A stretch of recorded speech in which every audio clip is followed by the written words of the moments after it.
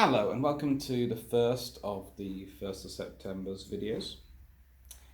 Today, of course, World War II sort of starts. I say sort of starts because Hitler invades Poland. But Britain and France do not declare war immediately. They give them a chance. They say, withdraw your troops. If you do not, we will declare war on the 3rd of September. So guess when the next date for videos is going to be? Yes, this week. You're going to really start to hate my face.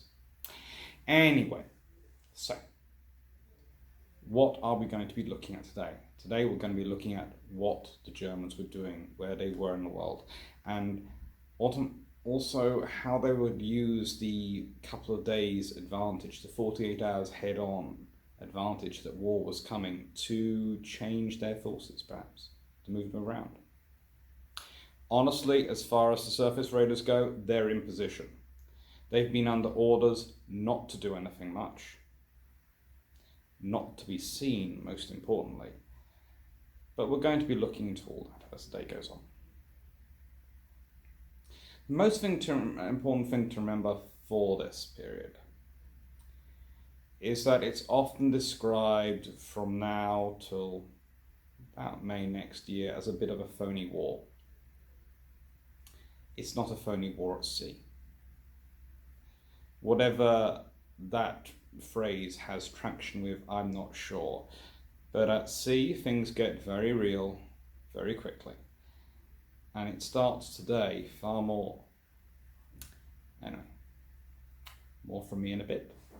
What I always love about this image is it's a great example of newspaper journalism, but also newspaper propaganda.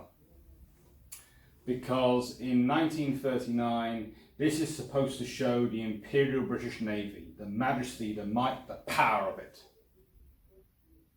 A large number of these ships do not even exist. Some of them are on paper, some of them are in construction yards, some of them are even refitting, but then a large number of them are not in service, a large number of them are not even being laid down.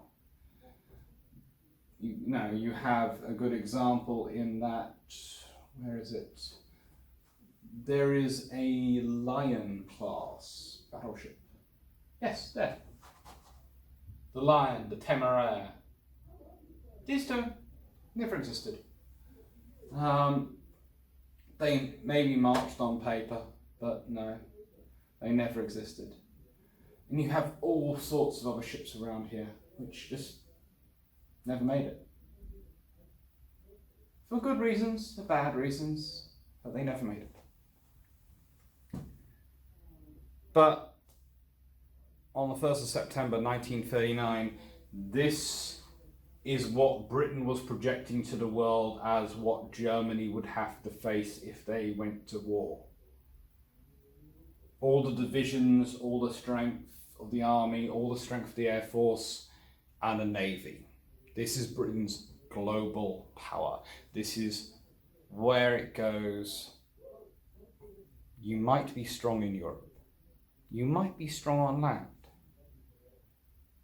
But kiss goodbye to the sea.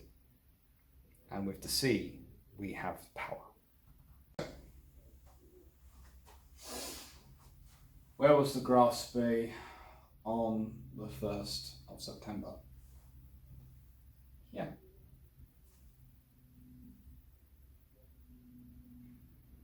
About 2/3 to 70% of her way to her waiting area. But still a long way to go and a long way from home.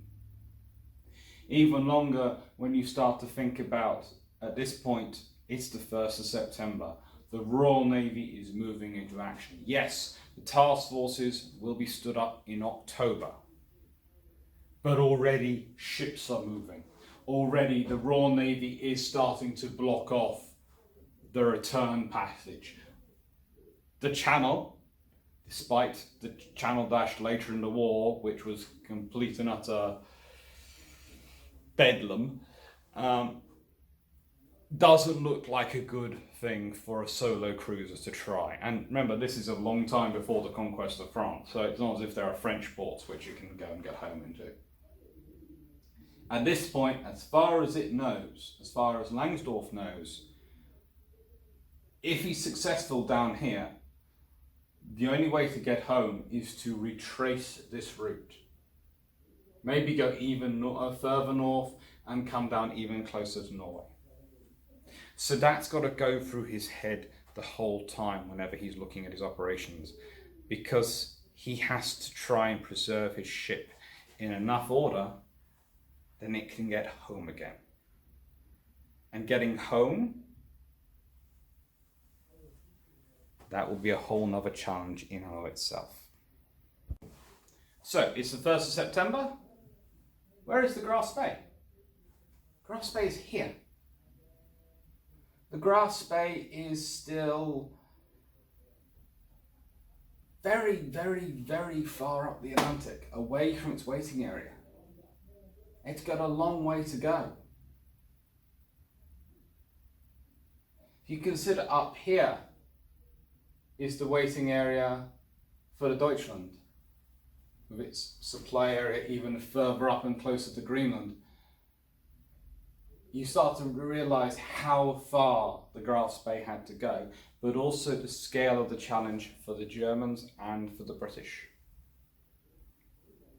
This is a long way from Wilhelmshaven. This is a long way from Plymouth and Portsmouth. The British do have supplies down here. They do have, if you remember the other map, they do have facilities. But it's such a long way. The waiting area for the Altmark is even further down south. You know, it's practically in the Arctic. It's freezing most of the time.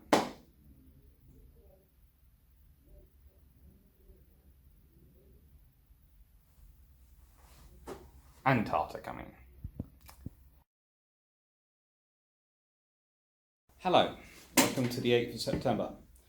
So where is the Admiral Graf Spee?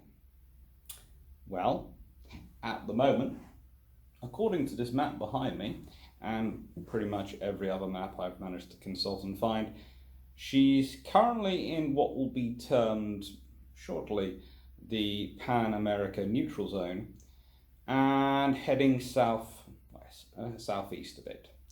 She's still not made it to her waiting area. Remember, she left on the 21st of August. It has now been about 20 days at sea, and she has still not reached her zone of operations. It's not because she's proceeding slowly. She is to an extent trying to keep covert and keep away from major shipping lanes, but actually it's just the sheer time it takes to get on station. So she's not yet in her waiting area. She's certainly not engaged in any merchant ships. But even as this is all true, she's already causing masses of furor amongst the Royal Navy as they try to find her, because their first choice in the world would be to find her before she ever finds a merchant ship. But she's keeping very quiet. Very, very quiet. And to a Navy which has spent a lot of money and time investing in intelligence gathering by monitoring for radio and communication signals, this is incredibly annoying for the Royal Navy.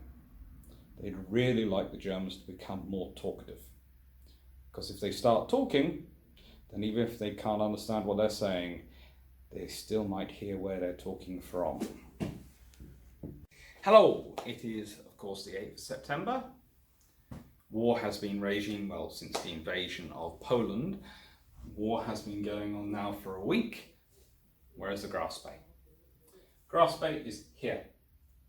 Well inside the soon-to-be declared boundary of the Pan-American Neutrality Zone, to heading toward equatorial Capricorn area, and it's still not reached its waiting area. But in good news for it, it's still managed to avoid being spotted. So it's got an advantage. The Royal Navy doesn't know where it is.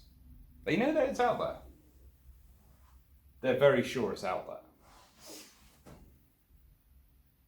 It's kind of like the X-Files.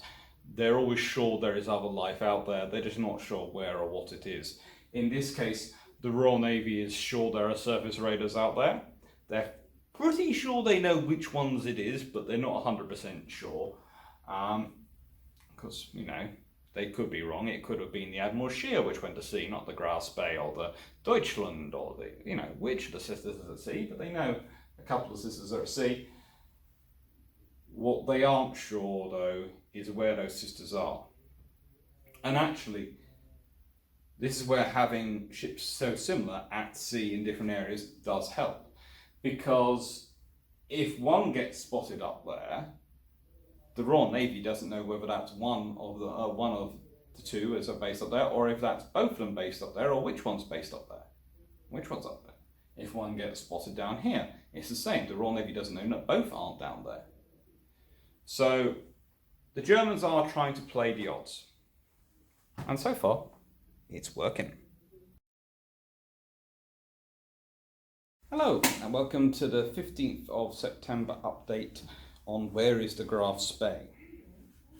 Currently, she's sitting in a waiting area. She's been there for roughly 3 days. It's a very nice waiting area. It's in the South Atlantic.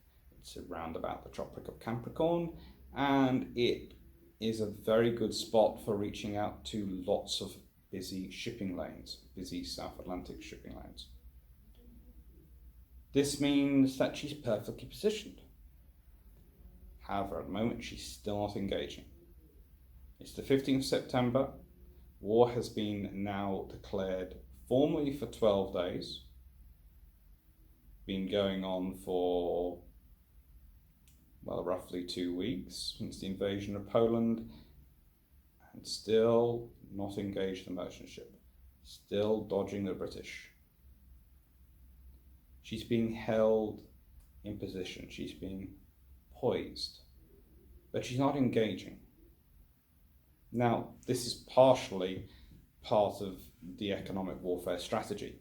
By not engaging, she doesn't reveal her position, so it means the British are spanning out further.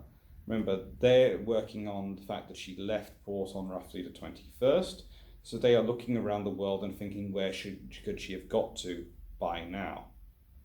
The fact that she's got somewhere and is loitering but has not engaged and not been seen means that for the British, the potential area she's in is expanding. They don't know she's stopped and is loitering around the South Atlantic. For all they know, she could be into the Pacific or in the Indian Ocean. She could be cruising somewhere to try and pick up German merchant sailors who've been trapped by the declaration of war in neutral harbours. The Royal Navy doesn't know, but the Royal Navy knows it has to find her. It's the 15th of September. Where is the Graf Spee? In the waiting area. At the moment, that is where she's sitting. We know her waypoint on the 11th of September is here. We know on the 30th of September she comes here. We're not quite sure where she does wandering around the waiting area, but it doesn't take 19 days to do that turn. So she goes in, wanders, potters around the waiting area, and then comes out. We're all fairly sure of that. What's she doing?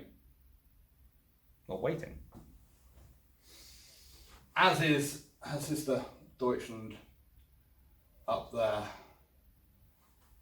And this is sort of the time scale we are starting to deal with. And I have had messages coming through about that. This is the realistic time scale. This is the reason why I have TweetDeck loaded up, why I have this all going forward. Now, I do realise it would have been better if I could have got someone else to press record on the camera, rather than me keep diving in and diving out. I realise that while filming them. But it's summertime at university. I'm in because I'm a contract lecturer and I'm paid for hours I actually spend here. My colleagues, I can't find them, but I'm sure they've been in. I'm sure they have. But I was trying to find one earlier. Couldn't find one. But no. So, where is the grass bay? She's currently sitting in a waiting area still. It's the 22nd of September. She ain't gonna move. In fact, she probably doesn't leave it till sometime on the 28th. Possibly as late as the 29th of September. So there's a full week ahead of her doing nothing but sitting in the waiting area. All this time while she's casually idling around in the waiting area, the Royal Navy is wearing its ships out. It actually works for her waiting, because the Royal Navy is pushing its ships to try and find her. They are searching the oceans. They are looking for the Deutschland, they're looking for the Grass Bay, they're looking for all these things. They haven't yet formed up the task forces, yes, but the ships are out patrolling, the ships are out wearing themselves, ship crews are out doing their work. Now, this is the point at which usually I would be expected to say this is a disadvantage for the Royal Navy, an advantage for the German Navy. But the slight issue here is that the Royal Navy had been keeping a higher tempo of operation for years anyway. They had more ships. They'd been expecting war to come than the German, and therefore they were ready for this. So actually, the Royal Navy was almost benefiting from this, because the more time they were at sea, the more time they got for gunnery practice, the more time they got for all sorts of things that they wanted to do and get done. And they were doing these things. They were practicing their cruiser drills, they were practicing their organisation, they were practicing their ideas for how to deal with a pocket battleship. So time is currently working for both sides, although it's certainly more annoying for the Royal Navy. And welcome to the 22nd of September. This feels strange because I'm recording this all before September even begins, to be honest, so who knows what the weather is like. I hope it's good with you. For the South Atlantic at this time of year 80 years ago, well, it was nice enough. It's broadly speaking spring, summer, so it's lovely down there. We'd all prefer not to be in the South Atlantic waves. Even in summer they're a bit choppy, but you know, it's okay. The Grass Bay is still not doing anything. In fact, the Grass Bay at the moment is still inside its waiting area. The war is about 19 days old. Well, invasion of Poland has a couple of days on that, so let's say 3 weeks. And still nothing. Still waiting. And it's still causing problems. Even without doing anything, as said in previous videos, it is causing trouble. The Royal Navy doesn't know where it is. The Royal Navy knows it needs to find it, but it doesn't know where it is. And that is causing resources to be spread. Remember, the Royal Navy is very worried about convoys in the North Atlantic, but it's got merchant ships all around the globe. Where the surface raiders are is a big question, and it's one the Royal Navy is trying to answer. Good morning, welcome to the 29th of September. And what can I say? Grass Bay has left the waiting area. Finally. The war is, well, since the invasion of Poland, 4 weeks old. It's been going a month. Goodness knows what's going on. But the Grass Bay has been silent. Now it is out of the waiting area. Now it is out of the box and is heading for the shipping lanes. This is the point at which it's going to start taking targets, but it's also the point at which it's going to start revealing its position. To recap, and this is hopefully something I've managed to explain adequately in the tweets. The biggest problem for a radar is that the moment it starts to do its job, it gives information. The moment you kill something, especially if it gets off a message, you tell the other side where you are. A radar, by its definition, is usually operating far away from support and far away from allies. So revealing your position is basically giving the enemy a chance to kill you. It's the big question for submarines, even today in modern conflict. If they reveal their position by sinking an opponent, then they've revealed their position. And that's half their armament gone, is their stealth. With a surface radar, it's stealth. Pardon me, that's the Iron Brew. Its stealth is the ability to hide in the middle of the ocean. The moment it starts taking out targets, the moment the enemy starts to know where it is. So, 29th of September. It's 4 weeks since war began. What is the Grass Bay doing?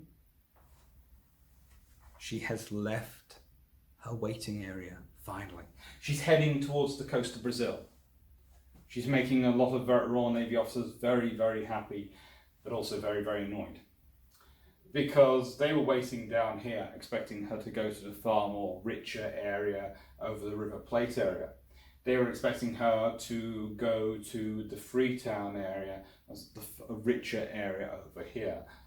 All the important trade routes down here and up here. This is a side route. But it shows the scale of the task. For the Grass Bay, she could have launched herself in pretty much any direction. And eventually she would come across a shipping lane and she would come across merchant ships plying their trade. The Royal Navy couldn't convoy in this area. It didn't have enough ships to do it. It was convoying up here. It was doing what was necessary up there, but that was in the areas it knew submarines could get to. So it had to convoy up there. It didn't have enough ships to be able to convoy down here as well. So here, this area, they were dependent upon hunter groups, which were forming in October, on cruisers which were already on stations, the stations cruisers already wandering around and trying to find their targets. And the merchant ships were trying to keep within neutral zones. Again, please notice, the Clementine isn't yet inside the Pan American neutrality zone because it doesn't exist yet. But when it does exist, something interesting happens. So, normally on a Sunday update, what I'm talking about is where the Grass Bay is.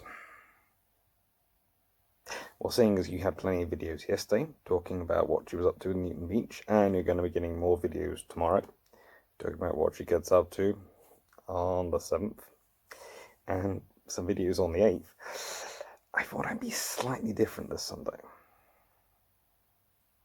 I thought I'd talk about the books and the various sources that you can read. So, start off with one of my favourites, The Royal Navy at War. Now, why is this book interesting? It's written by Vice Admiral J.H.R. Harper, and it's one of several books I have which are kind of special, because I've made it a thing over the years to try and collect them. That is, books published. Actually, if you can see it, in 1941, during World War II. And it has some very, very cool pictures. Including, once I get to the right pages, cruisers, several from the Grass Bay, which will probably be appearing in proper detail later. But they're cute. Now, that's one of the oldest books I have which reference it.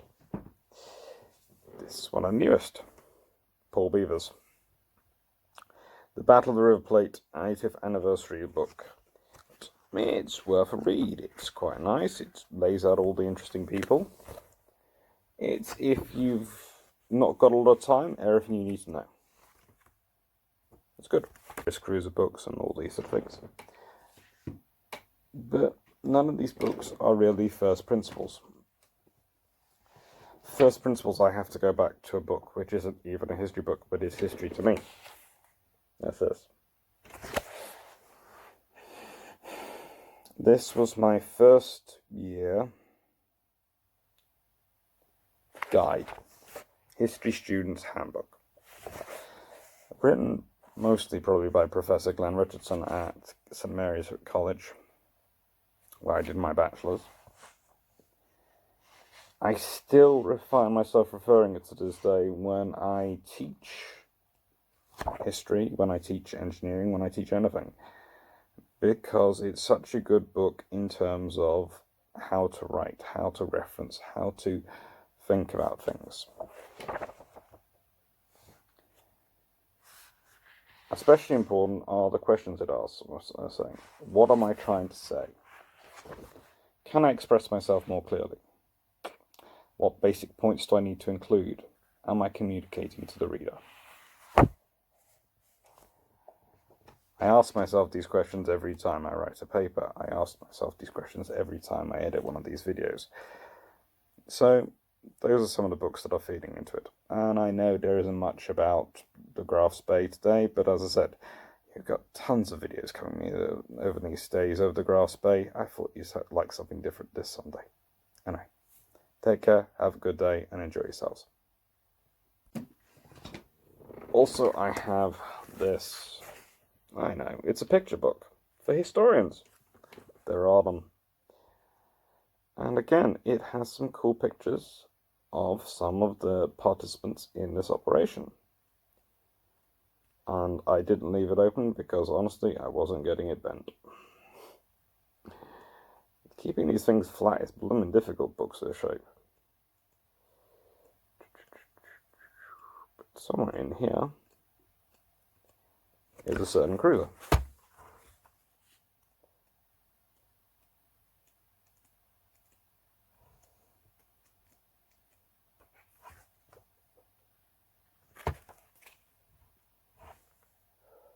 Certainly the town class do well in these pictures in this book.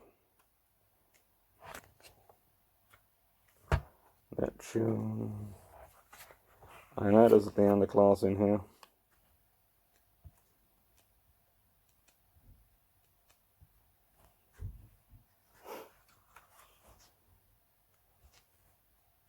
It's a book like these, and sorry I'm getting a bit distracted by it, which give you, hello, HMS Ajax.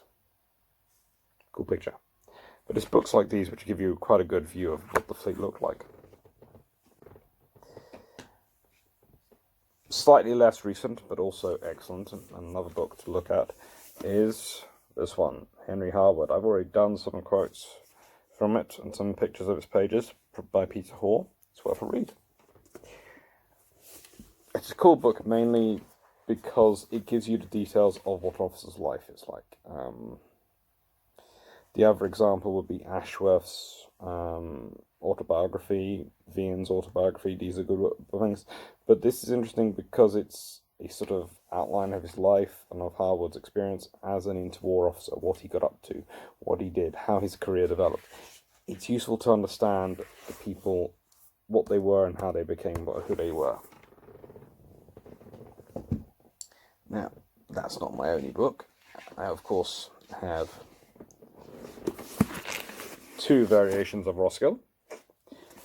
The Strategy of Sea Power, its development, which is based on his various experiences, and is published in 1962. And The Navy at War, 1939 to 1945, Roskill. Yes, I have all his books, disturbingly enough.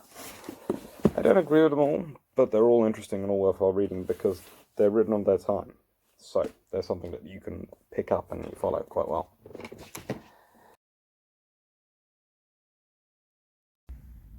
Hello and welcome to the Sunday update for the 13th of October. Where is the Graphs Bay? Currently here. roughly mid-Atlantic. Well, quite south, mid-South Atlantic. And currently feeling pretty pleased with herself. She's been fairly successful. She's got a few kills under her belt. She's got a few successes under her belt. Yeah, she's doing well. Where are the Royal Navy? Not feeling quite so successful. They've got a bit of a convoy operation going on. The Pan-American Neutrality Zone has a bit of a convoy operation going on. They are bringing assets into the area because they know there is something down here and it's causing them trouble. They're fairly sure it's Deutschland class, i.e. an 11-inch cruiser. I'm not sure where exactly it is.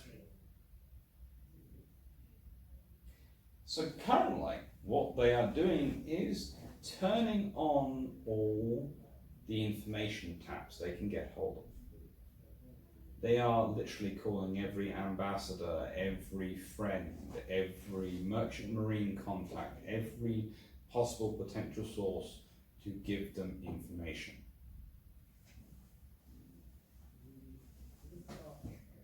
These days, we'd of course we'd be able to send a satellite over and search planes and these things, mostly operating from down here or up here. But even then, we have a tough job finding the Graf Spee. In 1939, they don't have those options. There isn't the infrastructure to support a mass air search. So mostly what you're dealing with in terms of aircraft and doing air search are aircraft operating from the cruisers. And then you have the vessels down there. It's quite common, and the standard phrase is that there was nothing down there in terms of cruisers which could really match up against the Graf Spee. I would disagree with that. That's getting a bit obsessed with the 11-inch guns and the Sea-Cat radar for my taste. But there is certainly a limit to what the ships down there can do. And it's interesting to note that because of the Royal Navy's commitments elsewhere, their best ships for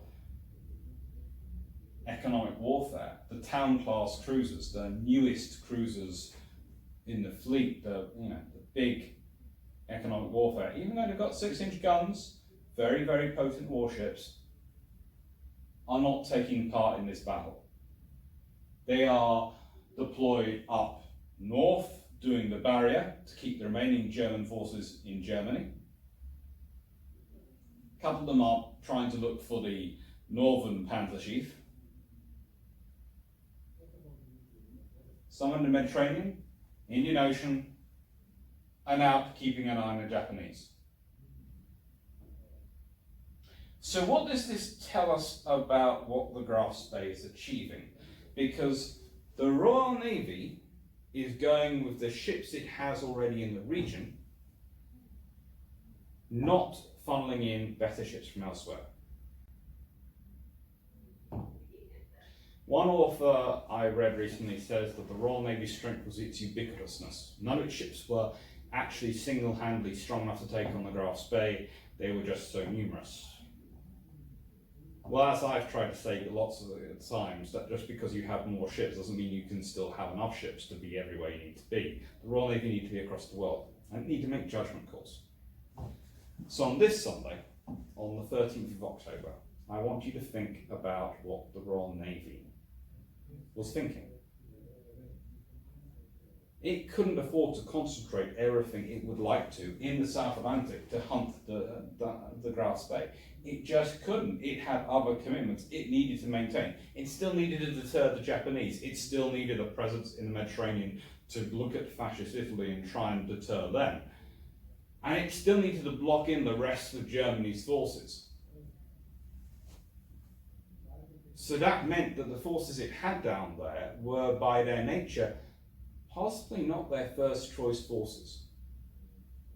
But they were what they had available, and they were being used to the best of their ability. And they were being used quite heavily. They were out hunting.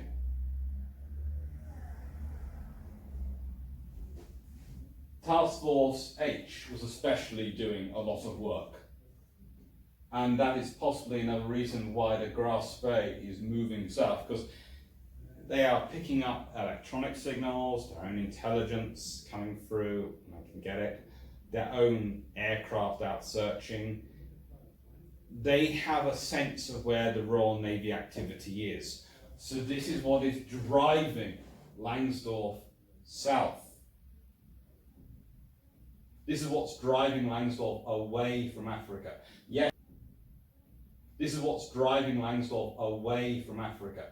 Yes, he'll go back, but at a more southerly point and carefully between the bounds of the two forces. And then he'll go south again. He's still keeping away from this area. This is the big force. And there's a reason it's there, because that is where the big amount of money is for the British. That is where the ships coming from India by the non-Mediterranean route are going to be formed up into convoys. That is where the trade from Africa is trying to be concentrated to go out. This is where the money is coming from as far as the British are concerned. This is where the food, the raw materials, the supplies are coming from. So this area is being heavily protected, and the surface road is being drawn away, or pushed away. So, think about it. Anyway, hope you have a lovely Sunday. And I'm not sure when I return the next video. I'll have to check the signal. But I have a feeling the next video will be on the 15th. Enjoy.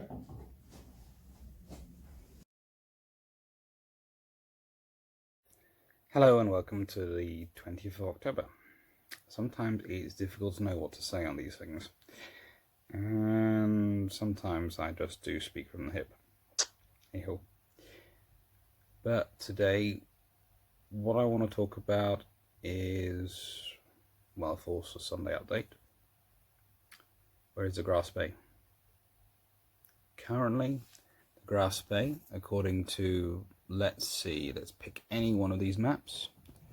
I uploaded 3 earlier. Currently, the Grass Bay is somewhere around its waiting area in the South Atlantic. Not yet spotted a target, won't till the 22nd. And is basically just wandering around and making itself happy. For Langsdorff, this is sort of a happy period. There is success going on, and the Royal Navy is not catching him as quickly as he might have feared. For the Royal Navy, it's a different story. Today is the day the Royal Navy lose their destroyers. Today is the day the Royal Navy, in the South Atlantic at least, they get transferred to the West Indies. Simply because the Royal Navy needs destroyers up in the West Indies to deal with submarine threats, deal with other things that could come my way. Although it's interesting to note that Harwood has to take a lead here, and to remind the Admiralty, who were quickly drafting the orders, that the distance from Buenos Aires, where they were previously, to Trinidad was 4,000 miles, pretty much the limit of their endurance, and that they would have to get permission for them to refuel at Pernambuco. For the Royal Navy, it's a different story. Today is the day the Royal Navy lose their destroyers. Today is the day the Royal Navy, in the South Atlantic at least, they get transferred to the West Indies. Simply because the Royal Navy needs destroyers up in the West Indies to deal with submarine threats, deal with other things that could come my way. Although it's interesting to note that Harwood has to take a lead here, and to remind the Admiralty, who were quickly drafting the orders, that the distance from Buenos Aires, where they were previously, to Trinidad was 4,000 miles, pretty much the limit of their endurance, and that they would have to get permission for them to refuel at Pernambuco. So they sailed, reaching Pernambuco on the 29th 9th, 29th, 30th of October, and they left it on the 1st of November. Although on the 3rd, the Havoc ended up being diverted to Freetown for engine trouble. As for the Royal Navy cruisers, Achilles, Exeter and Cumberland are in the Plate area. Cumberland would actually soon pop into Montevideo itself to refuel. And Ajax is in the West Indies, just being refueled by Alwyn before heading south. In fact, it'll be later next week, actually next Sunday, that we'll be discussing Commodore Harwood transferring his flag from Exeter to Ajax. So it's a good, interesting week. Now,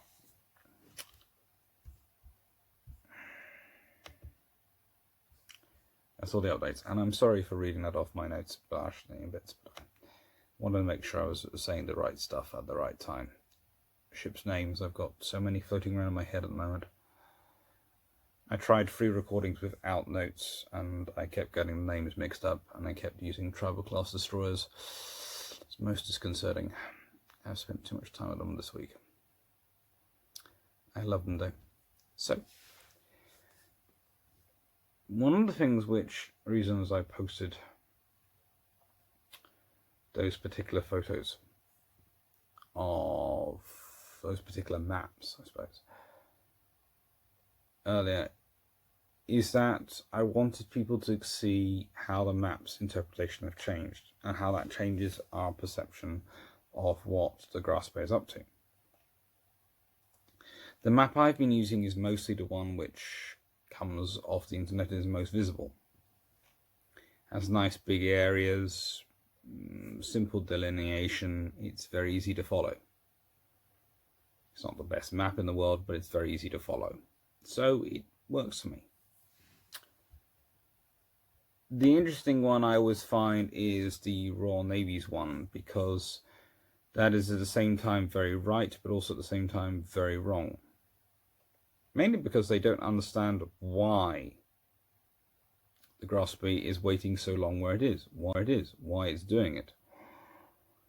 The Royal Navy has a far more aggressive approach to trade warfare. They don't understand a passive approach.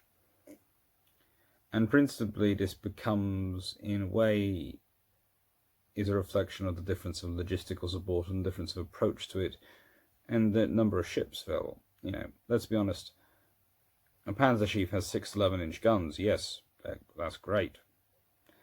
But that's not that much of an advantage when you're out on your own. And as we've been over before, if a Panzer Chief, if a surface raider is out on its own and has no support, and it's injured, it's damaged, it's knocked out, it's dead. You know, we only have to look at the map I posted a couple of weeks ago of what happens when the Grasp after the Battle of River Plate is in Montevideo. There are carriers closing, battleships closing, cruisers closing from every freaking direction. You know, on the 17th, I seem to remember there's 2 8-inch cruisers sitting in the middle of the South Atlantic Ocean heading that way. There's a third behind them. And of course, Cumberland has joined up with Ajax and Achilles and is sitting on station. So there are 4 8-inch cruisers coming into it. There is Renown and Ark Royal steaming down from Rio de Janeiro. That's going to be a nightmare scenario. So getting damaged is not a good thing for a cruiser, and definitely not for a surface raider. The Panzer Chiefs, therefore, they might, yes, have firepower, but any damage to them is potentially fatal, whereas they actually have to sink their opponents to win. Now, intelligence, especially with Trafalgar Day coming up, and happy Trafalgar Day for tomorrow. I will be posting a tweet, but Kate Jameson is far better than me on this one, so follow her.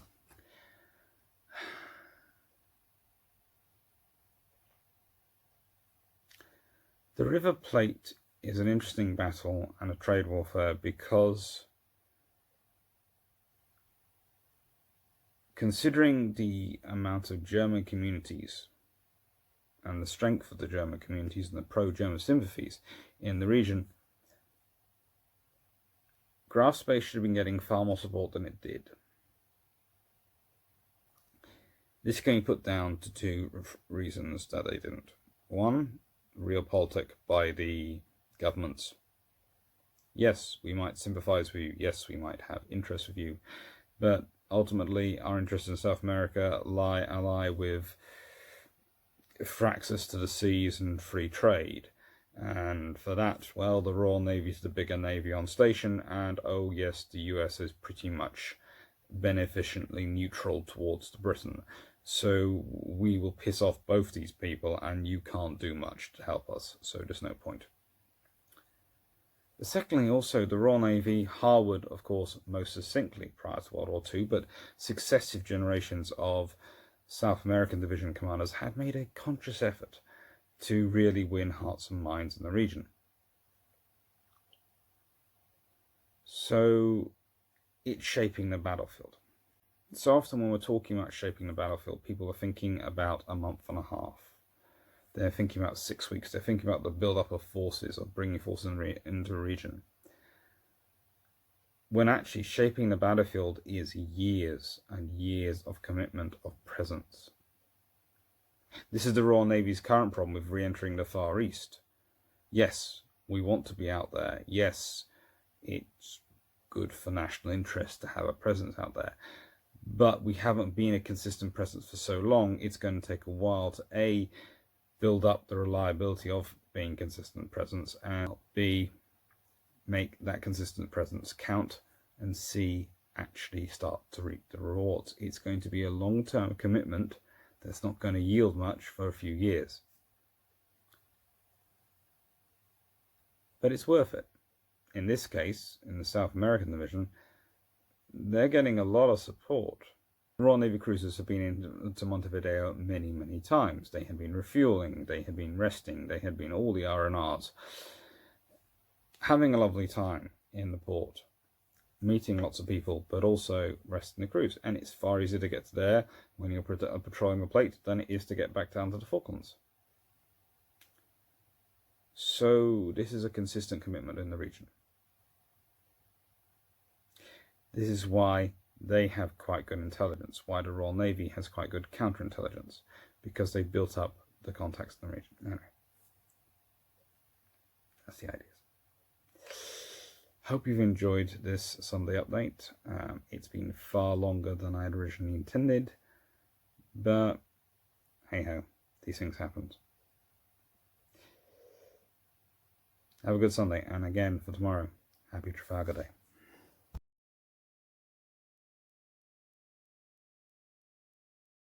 Hello and welcome to the 27th of October. So, what's happening today? Well, the Grosby is here. It's heading southeast and it's going pretty much as fast as it can while keeping its fuel supplies stocked up to get away from Force H up there and the various other naval forces around. Remember what we've discussed before in the past about the psychology, survival mentality, and the various political factions sort of feeding into this mission? Well, this is all, to an extent, starts to explain why the Graf Spee is surviving so long. She's going away from the major trade routes. She's going to go away from them and then come back in. She's doing individual kills to affect the British psychology, the British national impression of itself, its views. But she's not really going hell for leather for an economic raiding mission. She's not doing what the Royal Navy had theorised in their exercises a surface raider would do, where it would be using its aircraft to dodge and not keep launching continuous attacks, handled very aggressively. You have to remember also that it's not just the British and the Germans watching this and taking part. The Americans are watching, and they're worrying about the plate area, they're worrying about the Pan-American neutrality zone, which they just staked their national honour on setting up. The Japanese are watching, and they're both interested because it's showing that the British naval power isn't as strong as it liked to pretend it was, but they're also showing the dangers of a surface radar, what it could be potentially doing. And they knew also from watching British exercises in the Far East, that the Royal Navy have been doing, which work and simulate surface radars, how aggressive the Royal Navy would be of doing this. So for Japan, this is both a good thing and a bad thing, what's going on. Good, Royal Navy ain't as sick together as they thought they were. Bad, if this is what the Germans can do, imagine what a Royal Navy surface radar like, for example, a town class could be used to do in our backyard, for a nation which is even more dependent upon sea trade than the Royal Britain, because it doesn't have the national infrastructure of railways and roads in a sufficient quantity as Britain does. That sort of can, to an extent, mitigate issues. But overall, this Sunday, not a lot has happened. Not a lot has happened. However, a lot is coming up. We have on the 8th and 9th of November, we have the conference at Lancaster. For anyone who's interested, look at the BCMH website. It's going to be a great conference of excellent young new researchers. So please go look at it, go support it, and if you can get there, come and listen. It'll be great fun. And on the 26th of November, if anyone is in the south and is interested, there's Portsmouth. There is the presentation paper I'm giving about where the Royal Navy was in 1939 and why it was there, why it was around the world. As I said, it's more than just a question of geography, but geography, as we know from the River Plate and this ongoing story, is an evil dictator of many, many scenarios. But it is more than just geography about where the Royal Navy is positioned around the world. Right, I hope you're all having a good day. Take care, enjoy your Sunday, and you'll probably hear from me soon. Also, hopefully, and if I've done it right, you will have found there are some maps of the trade routes. And I want you to think about those maps of the trade routes and compare them to the map of the Graf Space route. She's not just avoiding Royal Navy warships by going out here, she's avoiding the trade ships. That's why the gaps are in all the action, because she's avoiding everyone.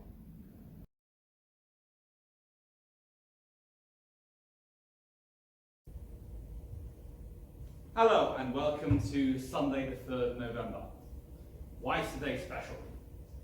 Well, today is special because today, roughly speaking, the Graf Spee enters the Indian Ocean.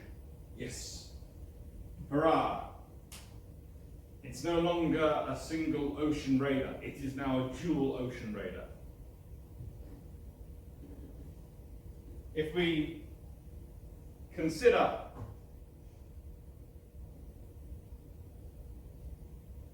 another map, if we consider this map, you'll see the trade that is going on in this area.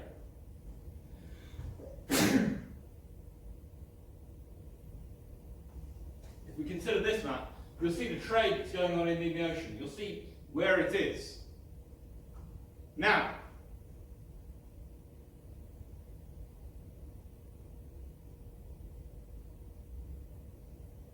if we look here, look how far south the Graf Spee has gone. It's avoiding being seen, as we've covered many times. And I know, I do keep repeating myself, but it's a point I feel I have to make. The Graf Spee is doing a psychological economic warfare. It is doing the World War II maritime version of terrorism, which is a loaded word, and I do apologise if people take this the wrong way, but terrorism is to strike fear into your opponent. It's a war of terror. The point I feel I have to make. The Graf Spee is doing a psychological economic warfare. It is doing the World War II maritime version of terrorism, which is a loaded word, and I do apologise if people take this the wrong way, but terrorism is to strike fear into your opponent. It's a war of terror. Terrorism, usually as a rule, is not about how much damage you inflict, it's about where you inflict the damage and what the damage is done on. The Grass Bay is not racking up a lot of kills. It is not taking out a lot of merchant ships. It is behaving in a very courteous, very gentlemanly cruiser warfare way. And it is avoiding, it is going out of its way to avoid merchant ships which might spot it and it might have to take out, but also which might report it to the Royal Navy. It is carrying out an operation where it is intending to put strain on the Royal Navy by trying to induce them to have to divert assets to the South Atlantic due to public pressure away from the primary areas in the North Atlantic by taking out targets, by taking out merchant ships. It is attempting to embarrass the Royal Navy into overreacting.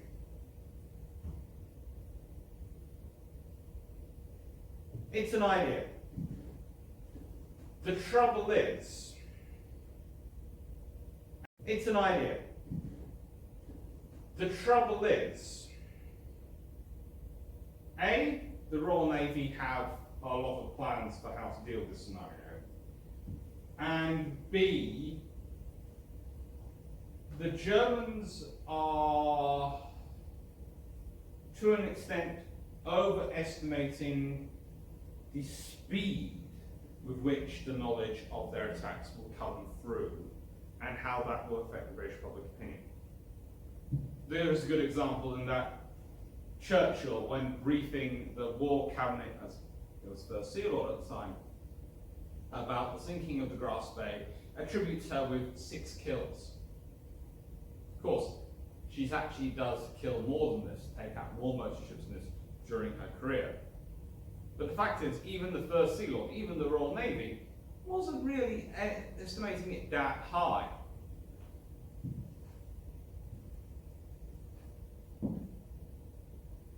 And the reason it wasn't that high was because she was trying to avoid. She was going for maximum psychological impact, not maximum real impact. So, when she takes out a merchant ship over here, she's going to have a big impact because she's landing in ocean, but then she dives through. But also, what's coming after her is the Dorsetshire. And actually, what she's doing is she's not causing an overreaction. The Royal Navy are not funneling destroyers down south. They are not suddenly introducing a convoy system. But they are moving more cruisers into the area, and the task forces are coming south as well. So what she's doing is she's not causing an overreaction. The Royal Navy are not funneling destroyers down south. They are not suddenly introducing a convoy system. But they are moving more cruisers into the area, and the task forces are coming south as well. So what she's actually doing is drawing the forces into her. She's making less kills, but every time she does it, she's giving more data to the Royal Navy hunting groups which are spotting her. And if we consider what I said on the 1st this month, she's giving more information to Henry Hull. Langsdorff is in a personal confrontation, to an extent, as personal psychological warfare with one man. You can say he's doing it with every single commander down in the South Atlantic, every single task force commander. But the fact is, there is this gentleman, Henry Harwood, who knows the South Atlantic like the back of his hand. He's been in South America Station for 3 years now, and this is not his first posting down there. He knows how valuable the River Plate is. He knows about this map. he knows the trade. And he also knows, as do most of the Royal Navy commanders, that the Graf Spee hasn't made a lot of a killing. Yes, if it does go home, it will be greeted with laurels and all these things, but Langsdorff doesn't have a lot to show. So yes, he's dived into the Indian Ocean. He's made it. But actually, the moment he heads into So yes, he's dived into the Indian Ocean. He's made it. But actually, the moment he heads into the Indian Ocean, he's giving away, to an extent, what his next target is. Because his two options after going to the Indian Ocean are to head home, running the gauntlet of naval task forces waiting for him, or to dive across to the River Plate and make a big, glorious killing, drawing naval forces that way to try and get himself home. Again, we've been over this before, but it's worth remembering. Those are his options, because the moment he's gone to the Indian Ocean,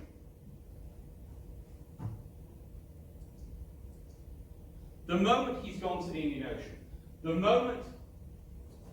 he's gone this way, he has basically announced, I am in the final phase.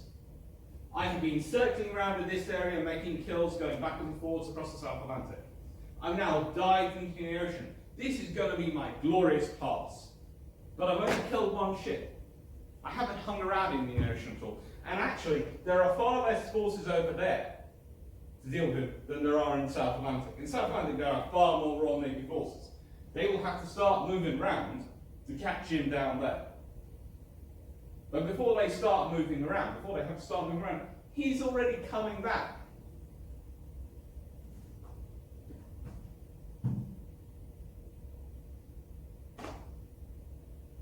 Now, that's the thought to think about this Sunday.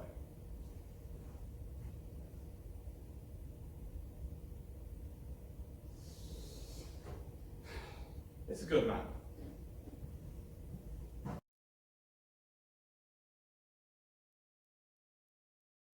Hello and welcome to Sunday the 10th of November. Right then, where is the Graf Spee? Well, today after getting critiques that I hadn't actually pointed out properly where she was on previous Sundays, I put in a nice orange circle. She's somewhere roughly in this area. No one's quite sure because there are about 6 different maps and 12 different accounts, and they all have her at slightly different points along this axis, depending on how far she was going. I'm putting her roughly there to the south of Madagascar. And so that's where she is most on the charts, but somewhere in that circle. And I'm using this particular map because this is the one I've used most often and it's the easiest one for other people to find. So what is happening rest of the world? Well, the Royal Navy, of course, at this point doesn't really know where the Graf Spee is. She's done such a good job of avoiding anything.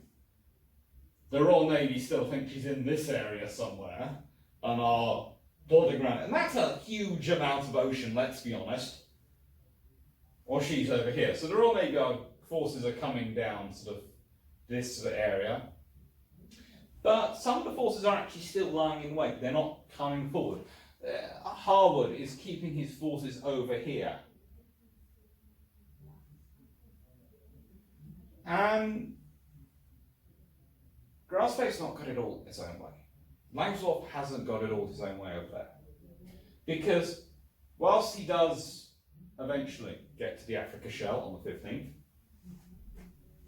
there are already ships coming this way. Because the Royal Navy had been looking at the map and had been working out he's going south. Okay, that means he's going to go this way or he's going to go that way. Because if he goes right that way, it's just going to get very, very cold. And honestly, if he wants to go sit down there for a while, we'll let him. There's nothing going on down there apart from penguins. But instead, he goes into the Indian Ocean. There are already ships. The Dorsetshire is already on her way. She's been on her way for a while now. She's crossing the Indian Ocean as we speak. There are more cruisers in the Indian Ocean. And they are also heading roughly in this direction.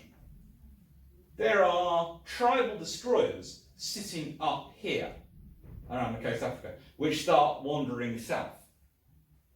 That's never a good situation to be in, to have, if you're a German in World War II, to hear that tribal destroyers are wandering in your direction.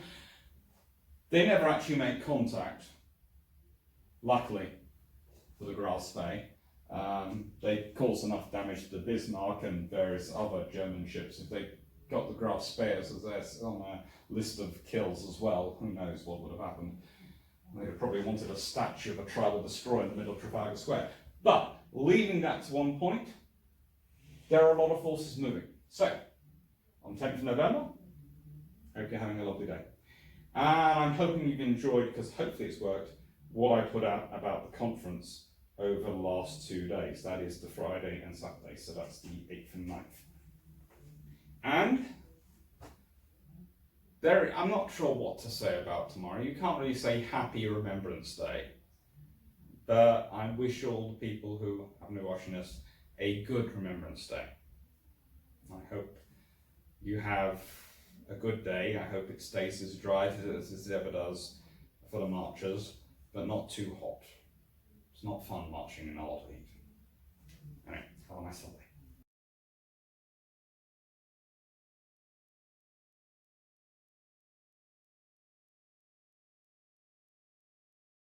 It's Sunday the 17th of November, and today there is a lot happening. No, there never is.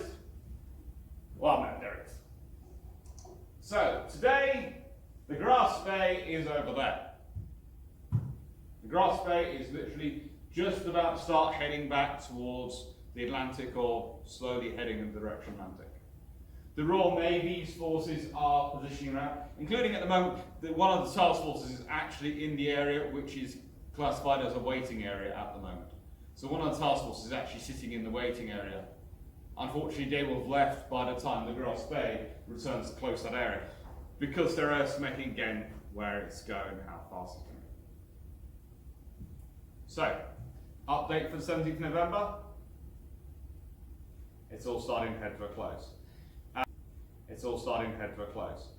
And there are hopefully a lot of videos starting to appear. As you might have noticed, I have started putting them together and loading them into a YouTube channel. The reason is, well, Twitter's limited to 2 minutes for its videos. And I've been getting some people come out going, well, I'd like to watch them, and I'd like to watch the full thing. And I did try to set it up as an auto thread on TweetDeck, and that didn't work. It went horribly, horribly wrong, which is why I had a few days where there was where things kept going wrong, because I was trying to be too advanced for TweetDeck, and I do apologise to TweetDeck for this. It's not its fault, it's my fault for expecting it to do the funny things I was trying to get it to do. So, a YouTube channel. I apologise now. It's going to be full of naval history. I'm going to try and get some more up there. And who knows, you might even see some articles in future come up with presentations attached in YouTube. I'm not sure where it's going to go. Suggestions will be gratefully received. Whether or not I follow them will depend upon possibly how much I am drunk. Take care, have a nice day, and hope you're all having a lovely Sunday.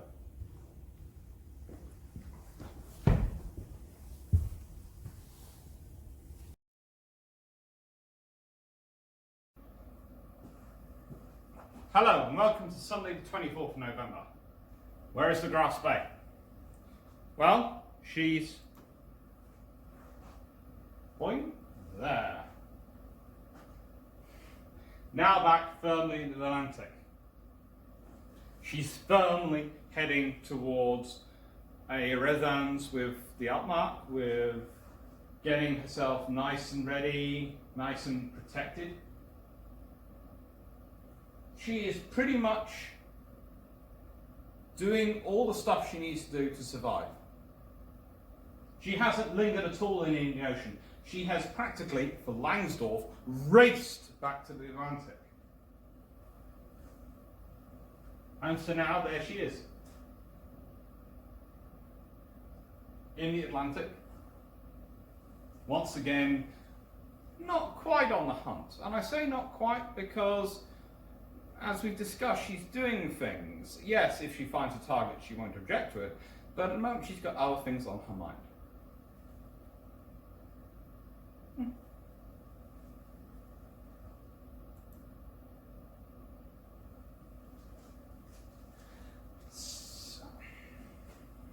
So, what are the other things that the Grasp-Bay had on her mind? Well, on 24th of November, it was Roland's with the Altmark. Yes, she's meeting the Altmark. Why? Because of disguises. Because the things she wants to do can't be done without supplies. Now, the whole way through, they've been taking supplies. Altmark itself has been carrying supplies, but they've also been taking supplies from merchant ships. And these supplies are going to be important, because these supplies are going to be critical for what she needs to do. And this is all taking place on the 24th of November. Remember that when another video pops up later. The supplies are necessary to start fabricating the disguises, to start fabricating all the things which the Altmark and the Grasp-Bay need to continue with their journeys. The Altmark is getting more prisoners, getting all these things transferred, swapping some officers, taking more merchant seamen, these sort of things. What does she also need? What does the Altmark need? She needs weapons. She's already got a couple of machine guns from the Grasp-Bay. You think at this point some more guns go over? We're not quite sure when they go. I'm dating it on the 24th. Some historians put it earlier. Some claim later. I think this is the most peaceful time. This is the time when they're going to have the least urgent revenge they've had for ages. This is the time when they're getting most of their replenishment at sea done there, Raz. I think this is the period.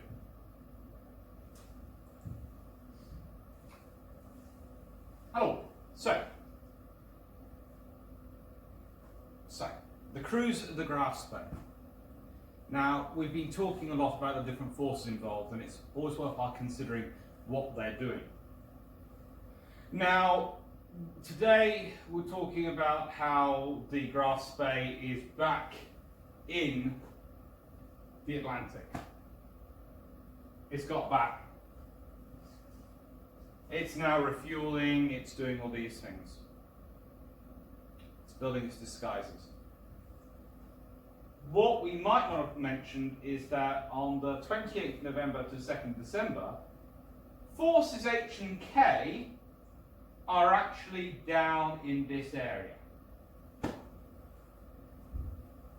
Forces H and K have come all the way down through the Atlantic. They have gone through the Grasp-Bay's cruising area. They have gone down through its safe area, all the way down to the South Atlantic, and all the way almost to the Indian Ocean, to try and intercept the Grasp-Bay. They're here, the Grasp-Bay is here. Yeah. It's life. So, if you want to know what the Royal Navy is doing at the moment, to an extent, their hunter forces are chasing their own tail. They're going where they think the Grasp-Bay was. And the reason they're doing this is, so far the Grasp-Bay has been going slower than they thought it would be going. It has been moving at a slower pace. It has not been moving as fast as they thought it would. So, they thought it's probably going to be taking its time, so they timed their arrival. They had fuel, they had all the things they needed to be down there for about 6 days to try and spot it. So they're down in that area for almost a week to try and make sure that if the Grasp-Bay is sneaking past them, they will spot it. But Langsdorff has actually put a spurt on and has got past them. So there is actually no point. They are literally shutting the door after the horse has bolted. But they're there. After this, they then go back up north. And that is why they are so far away when action takes place on the 13th of December at the Battle of River Plate, down in South America. The reason they are all up there is because after the 2nd of December, they go that way, while the grass spate is going that way. It's problematic, but it's life.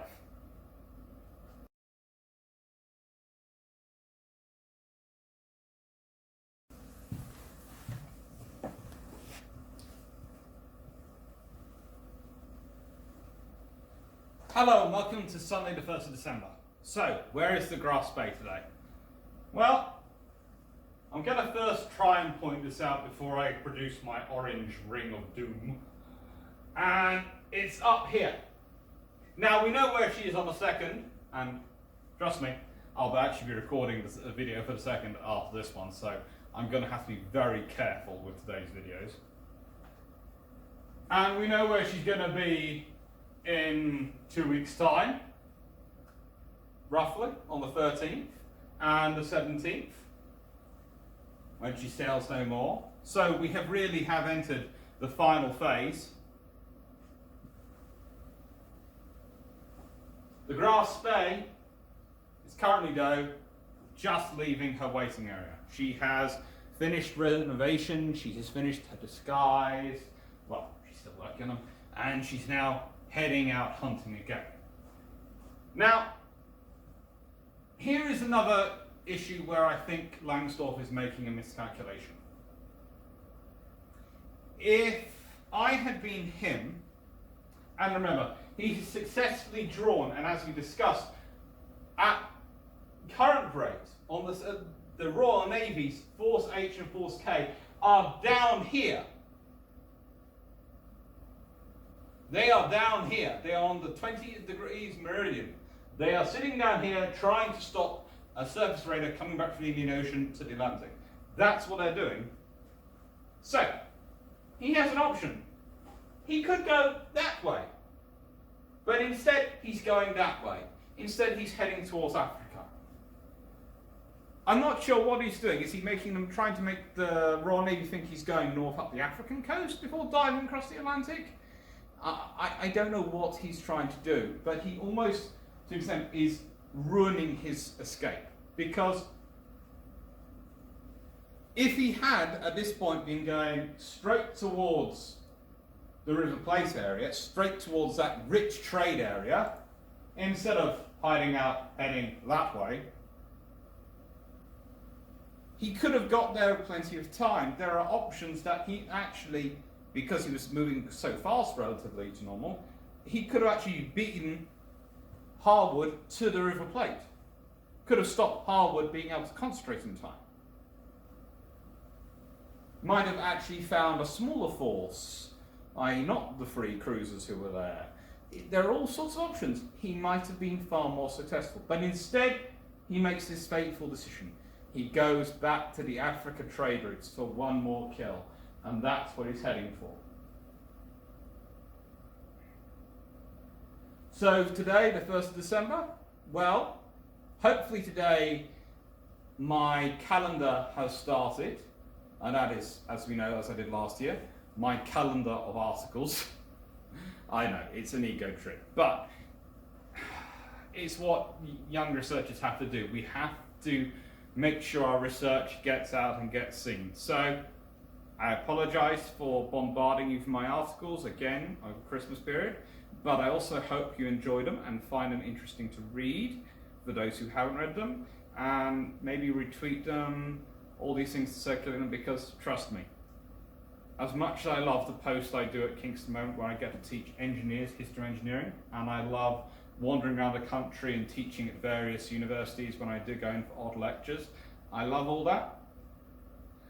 I really would also love the chance to settle down and have a solid, regular post which is full-time, just teaching history and just being able to enjoy it, rather than the constant dash.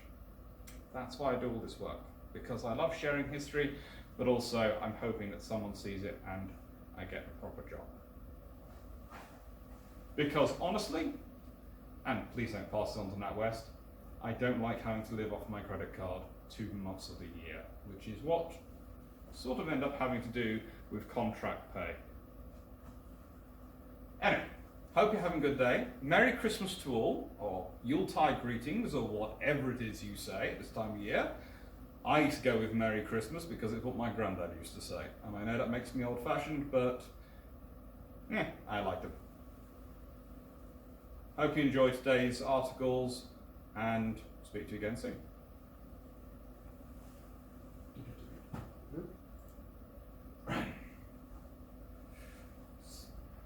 Hello.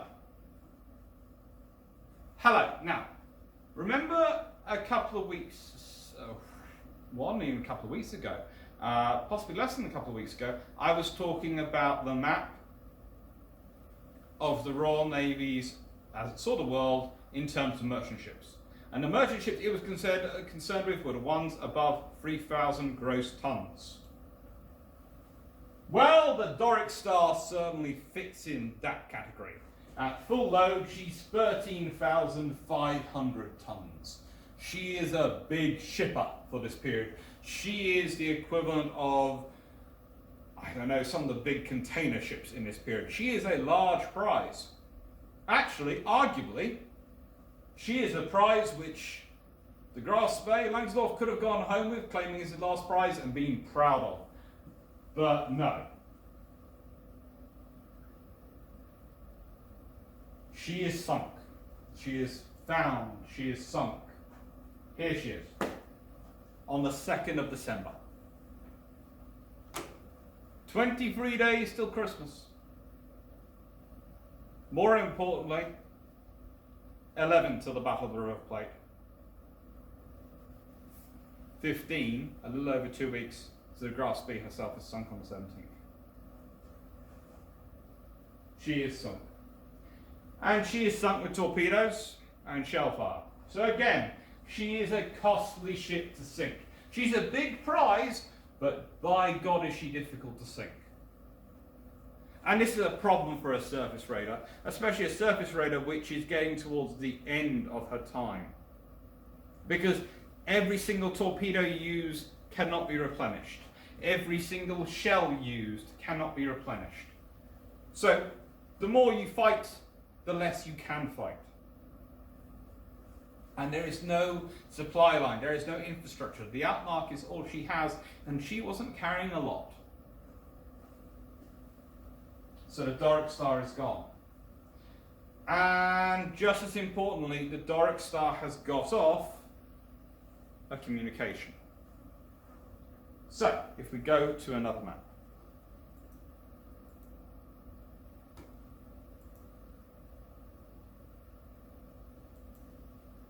If we look at this map, you can see the Doric Star is sunk on the 2nd. I will get to the Tarroa tomorrow, so please ignore this one. Both of them, they get signals from.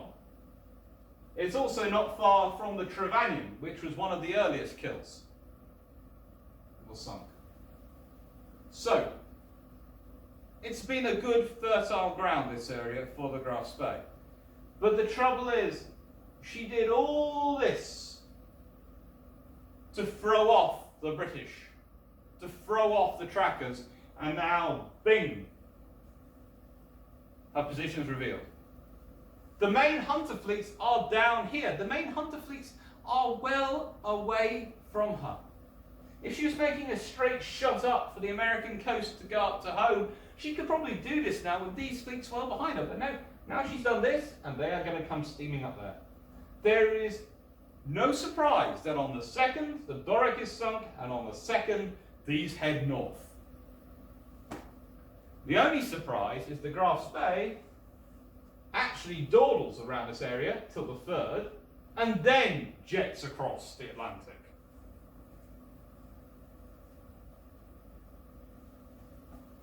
There are many things which make you question the psychology of senior officers when they're making decisions. Now, we know Langsdorff is always bearing in mind the criteria he is supposed to keep the ship alive. This makes him very conservative. Then you add in his gentlemanly tactics when dealing with merchant ship vessels and the treatment he shows them, the fact he gives them the time to send off the radio signals. You can't help start thinking he has almost decided he's going to die. Maybe subconsciously. But consciously, if he's going to dive off that direction to make a kill, instead of going through straight there across to the rich killing zones of the River Plate, then you have to ask, what is he doing? We can argue it's psychology of the approach. He's trying again to get a maximum number of kills, but if he was getting a maximum number of kills, he should be in the areas where there's maximum number of merchant ships. If he's trying for maximum impact, he's already killed ships in this area. He's already sunk ships here. What's he doing going back here? Is he trying to show impunity? Is he trying to demonstrate to the Royal Navy, haha, I've slipped behind you? Whatever he's doing, it's a kill. Yes, he's a kill. But it's hard to argue it's good strategic judgment going on here.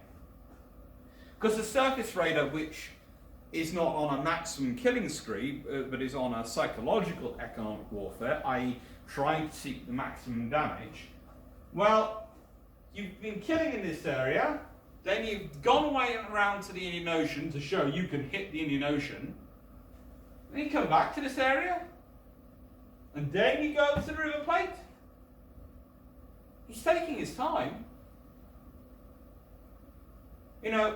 It'd be more sense to have gone bang, bang, bang, than bang, bang, bang, bang. It's all a bit sort of, long-winded. And he's going to kill another ship on his way across. So he's even going to make it obvious where he's going.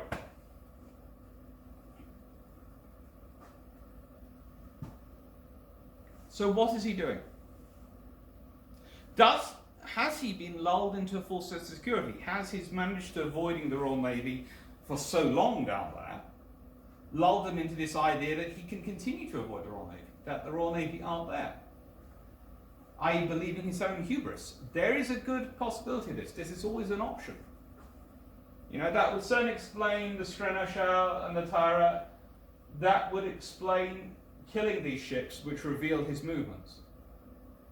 But it's interesting to note, again, he kills one on the 2nd, the 3rd, 7th, we'll be talking about these ships.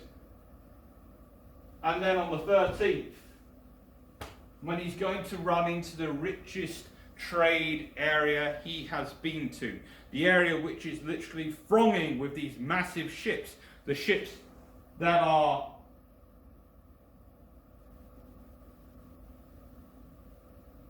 like the Doric Star, the big ships, the ones over 3,000 tons, the ones the Royal Navy is really, really worried about, he doesn't get to make a kill. He runs straight into Royal Navy cruisers, which are waiting for him. Which might not have been waiting for him, allowing him to make a lot more kills if he hadn't dawdled, if he hadn't done these extra ships. Yet, of course, these extra ships are actually some of his biggest kills. So, it's a judgment call, and I hate second-guessing commanders at the time because they have the information they have and they make the best call they can. So it feels always a bit sort of hindsight 2020. But saying that, you also have to look at these things from an educational perspective. If you're trying to teach people about strategy, about thought, you have to consider the strategic decision he made to go east rather than west, and then go west, has hampered him. It has meant that he is delayed getting to the richest area he could do. It's meant that he's given more time to the Royal Navy to organise. and it's meant that he has expended even more resources. For what? The thing is, if he managed to get to the River Plate earlier, there are whole convoys of merchant ships forming up and heading up. He might have been able to run down one and kill off 10, 12 ships. There are all sorts of ships moving about. He could have made a massive killing, but he doesn't. He could have sat off the River Plate for a couple of days and not had any cruisers or anyone turn up. Because really, the Harwood's force only just beats the Graf's Bay to the River Plate in terms of forming up. Remember, it's been covering a lot of areas. And Harwood makes a decision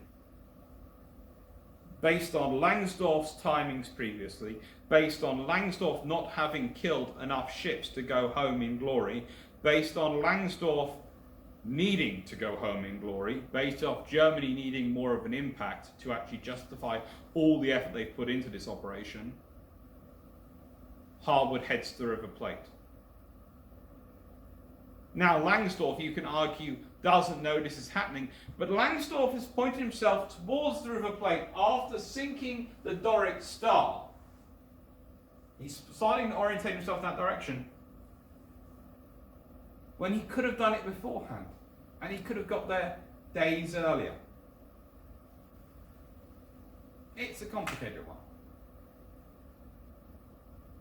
But it does seem like this is one of those ships which, it's a lovely prize. Yes, you won a prize. The prize is you've hastened your own demise. Anyway, that's enough for today. I'll be chatting again to you tomorrow. Hopefully we're in a different time. I know, you've seen this one a lot recently. Take care.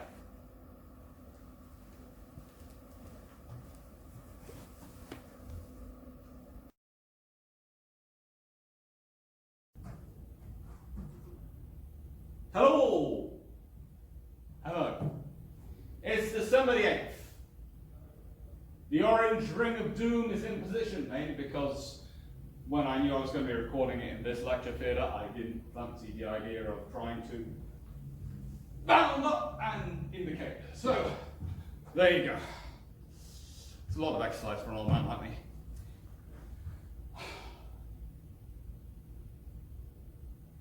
There are a lot of things coming. There are a lot of spaces going on here, but there's also a lot of fleets moving about. What is happening is getting incredibly complicated incredibly quickly.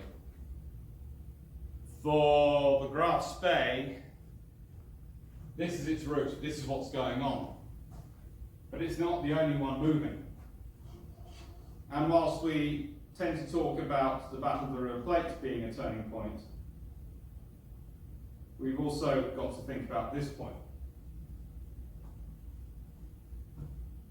At the same time as you have the Battle of the River Plate going on and building up today, of course, is the 8th. The Battle of the River Plate is Friday. Not even Friday, yeah, it is Friday. It's 5 days away. But look at this. Those ships don't suddenly appear in those areas on the 15th, on the 13th, on the 17th, then all around. Some of them are moving already in this direction from earlier. These are ships which are already in the South Atlantic region. These are ships which the Royal Navy has already brought together to kill the Southern Surface Raider. And that is their orders. At any cost, kill it. Take it off the board. There are heavy cruisers pummeling it across. HMS Dorsetshire arrives in Simonstown. This side, the South Atlantic side of South Africa, on the 9th of December. She arrives there tomorrow. She's not coming because the battle's happened.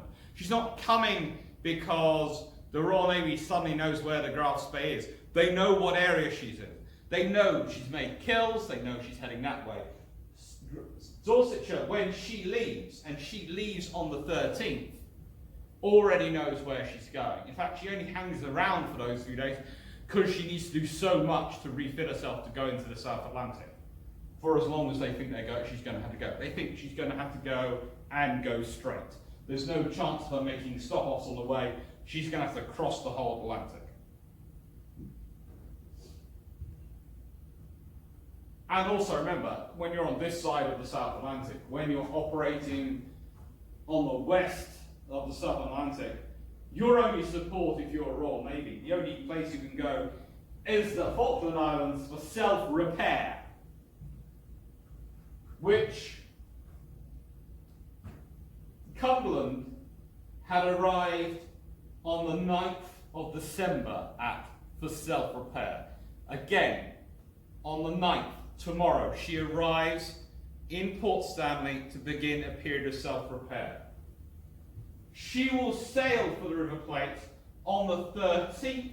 She will arrive at the River Plate at 2200 hours on the 14th. She will steam the whole distance in something like 36 hours. 36 to 40 hours, depends on, some accounts seem to get their time zones confused. We'll just leave it that one.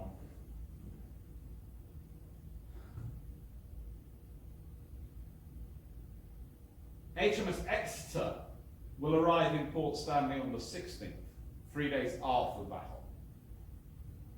But for the moment, on the 8th, we know that the Grass Bay is heading across in the region of the River Plate. She's heading there. But we also know all these naval forces are moving around her. The Royal Navy is coming, and they're bringing everything they can grab.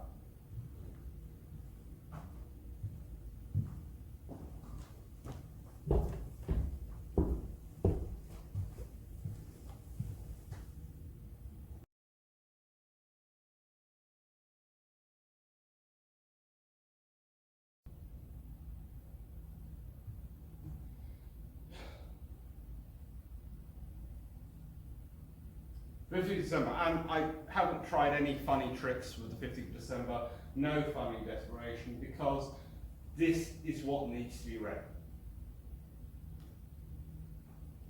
The problems for Langstaff starts off when he goes to see Garni and he tries to get an extension. The first thing that he's read is the dispatch of his own ministry.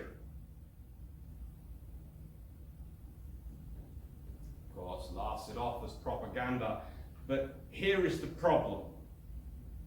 Fake news. It's not new, and it's been going around a long time. In this case, it can get you yourself into trouble. So when we talk about information warfare being new, it isn't new. Propaganda's been around a long time. But neither has the consequences of it being found out. In this case, the Uruguayans are reading one report from his ministry, one report from Langsdorff, and are looking at it themselves. Why does a ship which won a victorious battle seek urgent repairs in a neutral harbour, far from home, when it knows that the other navy will be coming for it? His pleading for time is one thing. If he could get 30 days, that would be amazing. 30 days would be enough time for a submarine force to make it to the River Plate to protect him,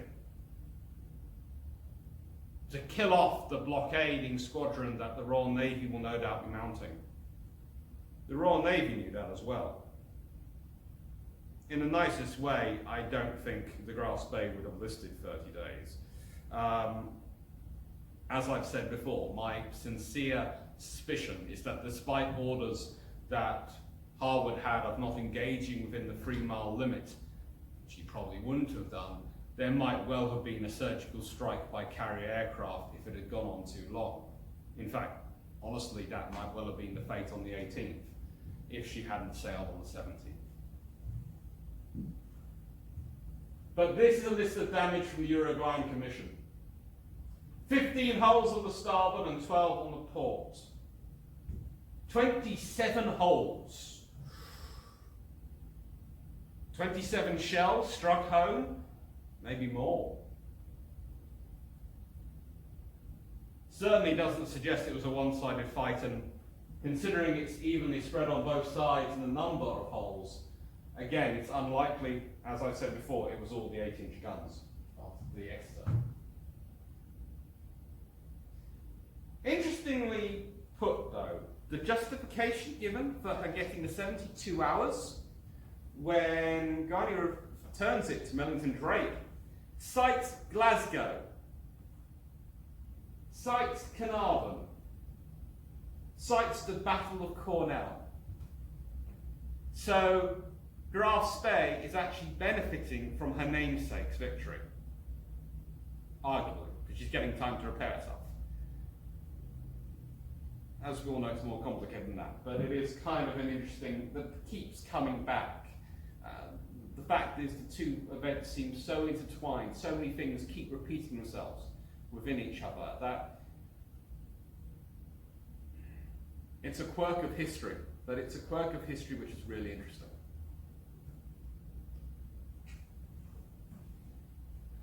The really big thing on the 15th of December, though, isn't this. It's this.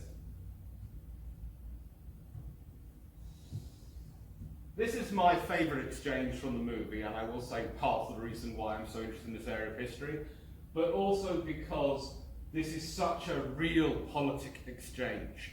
This is pure diplomacy. This is statecraft at its highest. And I'm never quite sure of the exactness of the phraseology, but there is a reason I've been using quotes largely from Millington-Drake's own book in this. A, his book is massive and brilliant and has all sorts of other sources in it, and really is a compilation of other sources. So it's useful like that. B, it meant I only had to carry one book in my bag when I was writing these slides, which, believe it or not, when you're running around between lectures and you need books to give other presentations, it's a nice thing. But mostly it's because it's such an authoritative account on what's going on these events. The diplomatic records are far more sketchy than the Admiralty records of the battle. The battle, I can go to 4 or 5 different files in the British archives. I can go to German archives. I can go to US Navy archives. I can go to all sorts of different archives for the battle. The diplomacy, the exchanges going on, they're all personal accounts.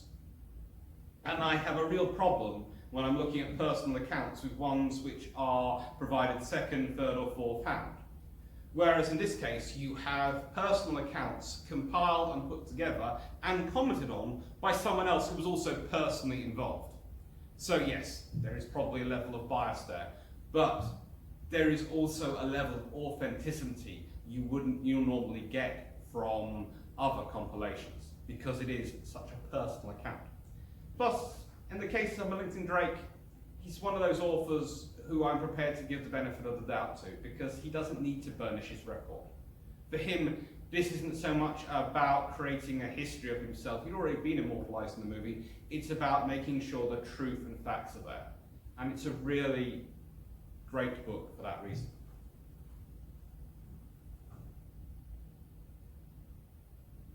It's a change of strategy.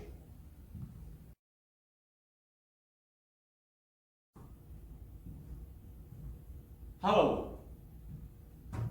You can guess from the tie and shirt when I probably recorded this video. It's the 22nd of December. It's 3 days to Christmas. It's there, actually, I am probably now currently on a train coming south from a research trip to Newcastle, where I have been doing research for my book. I've been looking up the battle class destroyers up there, and I've been trying to get their archive materials. So, that's what I've been doing for the last couple of days. If anyone's seen me in Newcastle, way! If not, why weren't you in Newcastle? It's been beautiful. I don't know. Honestly, don't know now. The weather forecast, long range weather forecast, I don't trust. But today is the 22nd of December. And this is going to be the final Sunday update, and I am going to release an entire video, long video, all the Sunday updates combined together. Lord help us all on YouTube. The cruise of the Grass Bay.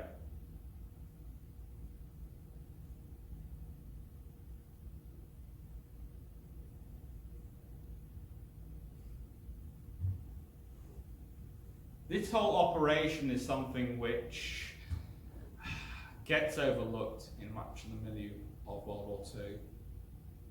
The South Atlantic is one of those theatres which is essential for pretty much every other theatre to work, but which is luckily rarely actually interfered with by the actual war. So it means it can get ignored. And it shouldn't be. This campaign sets so much, but it also confirms so much for the Royal Navy, and I'm going to turn to them before I turn to the Germans. For the Royal Navy, this campaign, if anything was needed to do it, confirms the importance of oilers. Seriously, from this point onwards, the Royal Navy is making getting a fleet auxiliary up and running as quickly as it actually can while supporting the war effort. It's already had some oilers in some ships, etc., but the number starts to climb steadily from this point onwards. The summaries of this conflict of what happened in the South Atlantic are something which haunts the Royal Navy, which makes the Royal Navy constantly think about these things. So the lessons are learned. And the careers for many of these officers involved are set. We've been over what happens to the Calvert and his captains, the seniority, the rise of them. And of course, there's going to be a movie made. And Millington-Drake is going to write that fantastic book. What are the lessons for the Germans?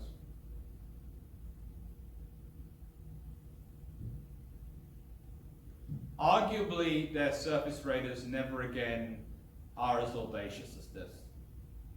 The South Atlantic campaign, in many ways, is a high point of their surface radar activity. They were set up to fail, but they're set up gloriously. If they'd been able to run it so, arguably, they should have possibly invaded Norway earlier, because that gave them a gateway out past the Royal Navy.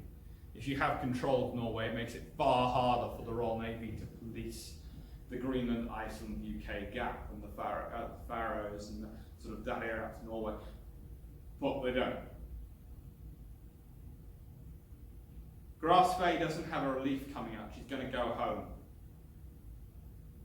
Interesting thing would have been if she had a relief coming out, but then the Altmark and Altmark should have swapped over relief somewhere earlier as well, because you should be alternating relief of supply ship and radar, theoretically. That's how I do it anyway.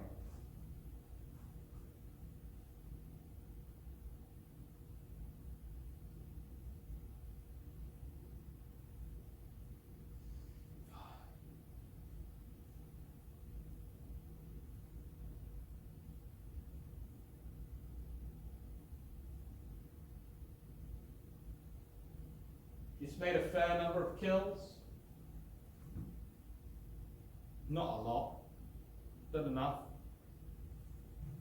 She's caused all sorts of headlines, caused all sorts of panic.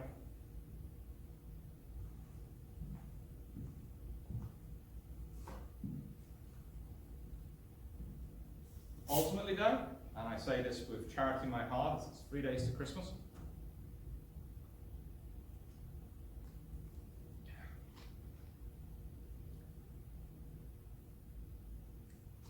ultimately, nothing. Ultimately, the movie, ultimately all the lessons of her are forgotten. This has successfully tied up a strike carrier, a light carrier, all sorts of cruisers, battleships, battle cruisers, all sorts of Royal Navy forces. Do the Germans learn from it? Do the Germans try and repeat it? No. And arguably they can't. But once you have control of France, once you have control, and they do have de facto control of France, I know, Vichy France, all those things, but the fact that they have control. Once you have control of Norway, if they wanted to, if they'd been able to allocate the resources, they could have done something similar.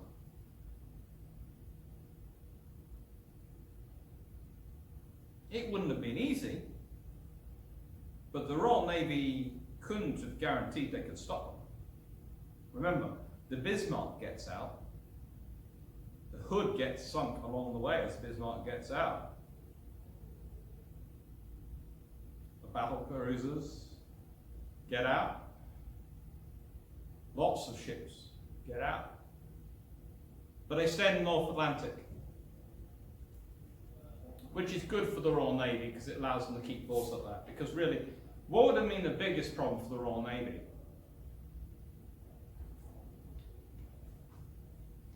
Is if a big unit had got out and it had streamed down to the South Atlantic with the home fleet following it, and then another one had come out. That would have been the nightmare scenario, because you'd have had to split forces, and your forces would all have been offset chasing one and then dealing with another. But that never happens. Why? Why is the war against the Royal Navy, against Britain, so half-hearted? Who knows? But it is.